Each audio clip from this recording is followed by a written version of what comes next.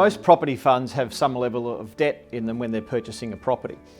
But it's no different to anyone generally buying their home. Most people will get a mortgage, and if the asset is worth $800,000 and your home mortgage is $400,000, your gearing ratio is 50%. It's the same in property investment. Gearing ratios tend to be anywhere from 35% up to 65% depending on the asset. And so, simple example, if the fund buys an asset for $20 million and the debt is $10 million, well again, that's a 50% gearing ratio. It's an important thing to consider when you're looking to invest in a property fund. Clearly, like anything, where the more debt you carry, the more risk there is. So if a fund's geared at maybe 50% or thereabouts, that is generally moderate gearing, and that's something to assess.